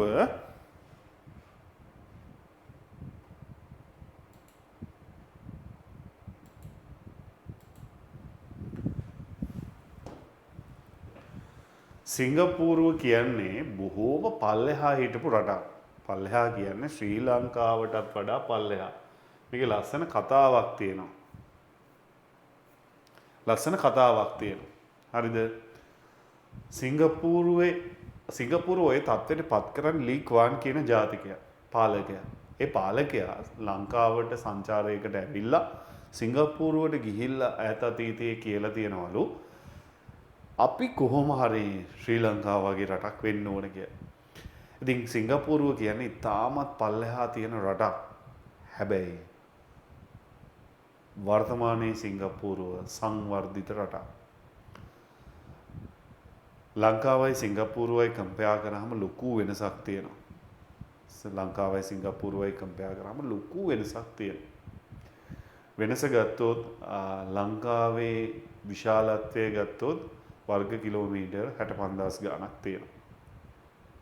සිංගප්පූරුවේ වර්ග කිලෝමීටර් 735. බොහෝම පොඩි. බොහෝම පොඩි. හැබැයි ශ්‍රී ලංකාව සංවර්ධිත සිංගප්පූරුව සංවර්ධිත රටක්. ඉතින් මේ තත්ත්වයට පත් කරන්නේ සිංගප්පූරුවේ පාලකයෝ. මේ බලන්න මේ සිංගප්පූරුවේ පාලකයෝ. මේ සිංගප්පූරුවේ පාලකයන්ගේ අධ්‍යාපන සුසුකම් තමයි මම මේ දාලා තියෙන්නේ. හරිද? මම මේවට මේක තේරුම් ගන්න පොඩ්ඩක් කියන්නම්. ඔය B අකුරෙන් පෙන්නන්නේ Bachelor of කියන එක ඩිග්‍රී එක. සාමාන්‍යයෙන් ඩිග්‍රී එක කම්ප්ලීට් කරන් පස්සේ ඔයාට වුණත් අනාගතේ පුළුවන් මාස්ටර්ස් කරන්න. ඔය M අකුරෙන් පෙන්නන්නේ මාස්ටර්ස්. ඒකේද එතකොට මාස්ටර්ස් කරන්න එක්කෝ ඩිග්‍රී එකේ ෆස්ට් ක්ලාස් එකක් තියෙන්න ඕනේ. මේ මාස්ටර්ස් කරන්න ඩිග්‍රී එකක් අනිවාර්යෙන් තියෙන්න ඕනේ. මාස්ටර්ස් කරන් පස්සේ අපිට ඇප්ලයි කරන්න පුළුවන් PhD එක. ඕනනම් ඩිග්‍රී එකේ ෆස්ට් ක්ලාස් එකක් තියෙනවා නම් මාස්ටර්ස් කරන්න නැතුවත් PhD එකට ඇප්ලයි කරලා බලන්න පුළුවන්. කොහොම හරි මාස්ටර්ස් වලින් පස්සේ තමයි PhD එක කරන්න තියෙන්නේ. ඉතින් මේ අයගේ එක එක සුසුකම් තමයි මම මේවට පෙන්නලා තියෙන්නේ. B අකුරෙන් පෙන්නන්නේ ඩිග්‍රී එක. M අකුරෙන් පෙන්නන්නේ මාස්ටර්ස්. ඔය PhD කියන සුසුකම තියෙන අයත් තියෙනවා. මට මේක පෙන්වන්න ඕනේ මේ සුසුකමට වඩා ඔය බලන්නකෝ මේ ඉන්න අයගෙන් ගොඩාක් අයට තියෙන ඩිග්‍රී එකට පස්සේ ඉකෝන් කියලා දාලා තියෙනවා. ඒ කියන්නේ මේගොල්ලන්ට තියෙන ඩිග්‍රී එක ඉකෝන් සම්බන්ධයෙන් ඩිග්‍රී එකක්. මෙතන ඉන්නව පුද්ගලයෝ 20ක් 20න් ඔයාලට පේනවා ඇති තුන්වෙනියට MSc එක තියෙන්නේ ඉකෝන් වලින්. ඊට පස්සේ අපිට තුන්වෙනි පේළිය ගත්තොත් තුන්වෙනි පේළියේ දෙවනියට තියෙන්නේ ඉකෝන් වලින් ඩිග්‍රී එක. තුන්වෙනියටත් තියෙන්නේ ඉකෝන් වලින්. හතරවෙනියටත් තියෙන්නේ ඉකෝන් වලින්. ඊට පස්සේ අන්තිම එකේ පල්ලෙහාම එකේ පළවෙනියටත් ඉකෝන්, දෙවනියටත් ඉකෝන්, අන්තිමයටත් ඉකෝන්. මේ ආර්ථික විද්‍යාව සම්බන්ධයෙන් ඩිග්‍රියක් තියෙන මිනිස්සු තමයි මේ රට පාලනය කරන්නේ. ආර්ථික විද්‍යාව දැනුම සාමාන්‍යයෙන් ඕනේ. ආර්ථික විද්‍යාව දැනුම තිබ්බේ නැත්නම් රටක් පාලනය කරන්න බෑ. ඒක තමයි ඇත්ත කතාව. ලංකාවේ මේ ආර්ථිකයට මෙහෙම වෙන්න මේ වගේ තත්ත්වයන් ඇති වෙන්න එක ප්‍රධාන හේතුවක් විදියට අපිට ඒක හිතන්න පුළුවන්. හරි? අපේ අයට තියෙන අධ්‍යාපන දැනුම ඉතින් මම අමුතුවෙන් කියන්න ඕනේ නැහැ. හරි? ඉතින් රටක් පාලනය කරන්න අනිවාර්යෙන් ආර්ථික විද්‍යාව දැනුම තියෙන්න ඕනේ. ඒක තමයි ඔය පළවෙනි එකෙන් පෙන්වන්නේ.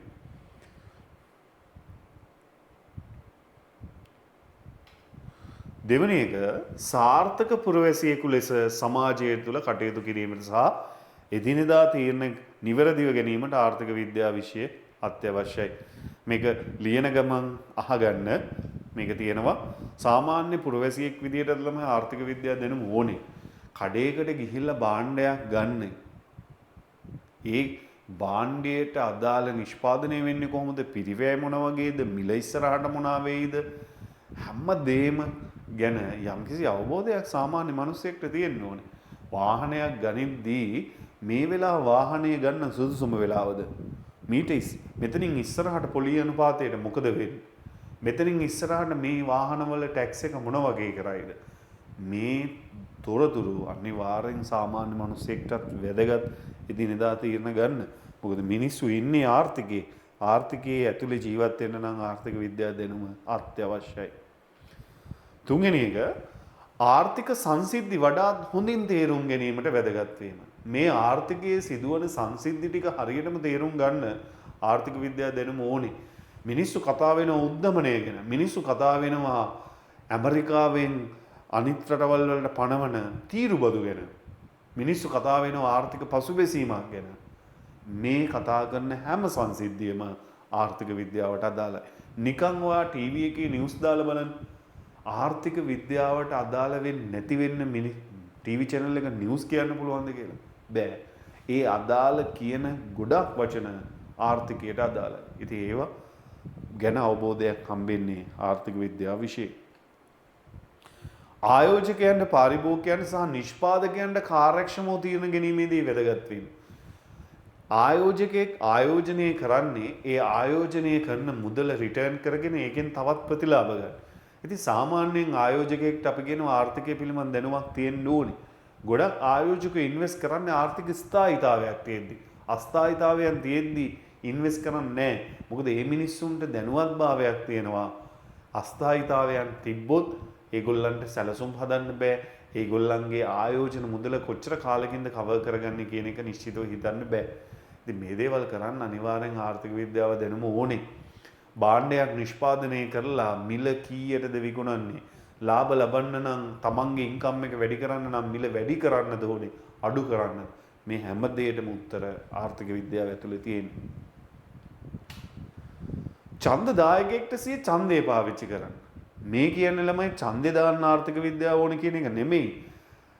ඡන්ද අපේක්ෂකයෙක් ගොඩක් වෙලාවට ජනාධිපතිවරණය වගේ ඒවවල ඡන්ද අපේක්ෂකයා එයා කියන ප්‍රතිපත්ති ටික ඒ අදාළ කාලය තුල ඉටු කරාද නැද්ද කියන එක තීරණය කරන්න ඔයාලට අවබෝධයක් තියෙන්න ඕනේ. මේ තියෙන්නේ හිටපු ජනාධිපති ගෝඨාභය රාජපක්ෂ මහත්මයා බලයට එන්න කලින් පුරොන්දුණු ඉලක්ක සෞභාග්‍යයේ දැක්ම හරහා. ඉතින් මේ දේවල් ඉටු වුණාද නැද්ද කියන එක මම හිතනවා ඔයා නම් දන්නේ නැතුව ඇති.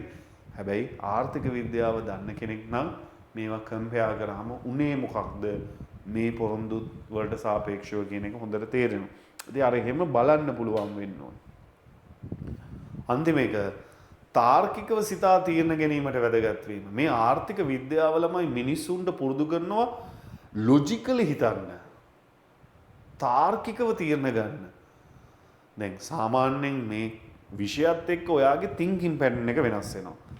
thinking pattern එක වෙනස් වෙනවා. මේ බලන්නකො මේ සෙන්ට්‍රල් බැංක් එකේ හැමදාම පබ්ලිෂ් කරන සල්ලි ගෙවලා පබ්ලිෂ් කරන ඇඩ් ප්‍රතිලාභයයි අවදානමයි ලැබෙන පොලිය ගොඩක් වැඩිද ඉක්මනින් පොහොසත් වෙන්න දෝනේ පරිස්සමින්. ඇයි මිනිස්සු මේවට අහු වෙනවා. මිනිස්සුන්ට තේරෙන්නේ මේ ඉහළ පොලියක් ගෙවනවා කියලා සමහරු මෙහෙම සල්ලි ගත්තට පොලි ගෙවන්නේ කොහොමද කියලා මිනිස්සු හිතන්නේ. ලංකාවේ ළම අනිවාර්යෙන් තියෙනවා. දැන් ඔයාටත් සමහර වෙලාවට හෙට අනිද්දා මැසේජ් එකක් එයි. මේ මැසේජ් එක 10 දෙනෙක්ට ඇව්වොත් ඔයාගේ O level result එක හොඳ වෙනවා. ඒ කියන්නේ විභාගේ හොඳ ලියන්න ඕනේ නැහැ. මැසේජ් එක 10 දෙනෙක්ට ඇව්වාම ඇති. මිනිස්සු අර කවදාවත් එහෙම වෙන්න පුළුවන්ද? මෙහෙම වෙන්න පුළුවන්ද? ඕක බලන්නේ ගොඩක් මිනිස්සු. ලංකාවේ මිනිස්සුන්ට ගොඩාක් ඔය වගේ වංචා ඒ දේවල් වලට අහු වෙන්න හේතුව ඕක ලොජිකලි සිස්ටම් එක නෑ මිනිස්සුන්ගේ ඇතුලේ. දැන් මට පර්සනල් එක්ස්පීරියන්ස් එකක් තියෙනවා. මට සමහර වෙලාවට එනවා මෙසේජස් USA වලින්. ඔයාව තෝරගෙන තියෙනවා ලෝකෙම්ම ලොතරැයියක ජයග්‍රාහකයෙක් විදියට ඩොලර් ලක්ෂ 10ක දිනුමක් ඔයාට තියෙනවා. ඔයාට තියෙන්නේ මෙන්න මේ ලින්ක් එක ක්ලික් කරලා ගිහිල්ලා ඒකේ අදාළ දේවල් පිළිපදින්න විතර. ලින්ක් එක ක්ලික් කරලා යන්නේ නැහැ මම මොකද කතාව දන්න නිසා. ලින්ක් එක ක්ලික් කරලා ගියොත් ඕකේ ඇති මොකක් හරි මේ සෙරමනි එකක් තියෙනවා. මෙන්න මේතර තමයි තියෙන්නේ. මෙන්න මේ දවසේ ඒකට මුලින්ම මේ පොඩි ගාස්තුවක් ගෙවන්න වෙනවා. මේක විතරයි ගෙවන්න වෙන්නේ. ඊට පස්සේ ඔයාට මේ මුදල් ආපහු රිටර්න් උත් වෙනවා. අර ටැග් එකක් හම්බ වෙනවා. රුපියල් 15000 20000ක් 30000ක් දාන්න කියලා account number එකක් එනවා. මට දැන් එහෙම එක්ස්පීරියන්ස් එකක් තියෙනවා. මට එහෙම මැසේජ් එකක් ආවා. මට මැසේජ් එක ආවේ දැන් ඇමරිකාවේ ලොතරැයියක්නේ. මැසේජ් එක ආවේ ඩයලොග් නම්බර් එකකින්. ඒ කියන්නේ ඇමරිකාවේ කා පාවිච්චි කරන්නේ ඩයලොග්. ඉතින් මිනිස්සුන්ට තේරෙන්න ඕනේ මේ කවුද කරන්නේ. මේ මිනිස්සු ඒ කියන්නේ ලොජික් එකක් තියෙන්න ඕනේ. එතකොට මිනිස්සු රැවටෙන ප්‍රමාණය අඩුයි. වංචානේ පොලිසිය වල ඕන තරම් පැමිණිලි තියෙනවා. ඔය වගේ වංචාවලට අවුල්. අර ඉකොන් වලින් ඔයා ඒ ඉගෙන ගන්න පැටර්න් එක වෙනස් කරනවා.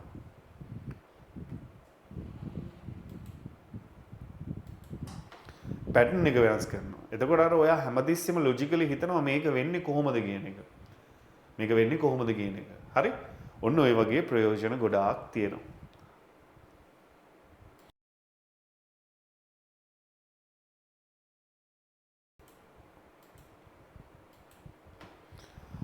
අපි ආර්ථික විද්‍යාවේ ප්‍රයෝජන ටිකත් කතා කරා. අපිට තියෙන යථානුරූපී අභිවතානුරූපී ප්‍රකාශ ටික හඳුනා ගන්න. අපි සාමාන්‍යයෙන් මේ ඔන්ලයින් ක්ලාස් එක යන්නේ ෆිසිකල් ක්ලාස් එකට පැරලල්.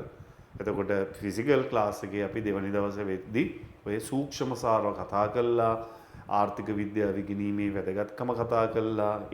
වැඩ ටික අවසන් කරා. ඒක නිසා අපි යථානුරූපී අභිවතානුරූපී ප්‍රකාශ තුන්වෙනි දවසේ කතා කරලා ඒ චැප්ටර් එක ඉවර කරලා මූලික ආර්ථික සංකල්ප කොටසත් සාකච්ඡා කරන්න පටන් ගන්නවා. ඉතින් ඔන්ලයින් ළමයින්ට අවශ්‍ය සියලු තොරතුරු ඔන්ලයින් ගෲප් එක හරහා ඒ ඇඩ්මින්ලා හරහා ලබා ගන්න පුළුවන්. ටියුට්ස් ගන්න කොහොමද? පන්තියේ හැමදාම ජොයින් වෙන්නේ කොහොමද?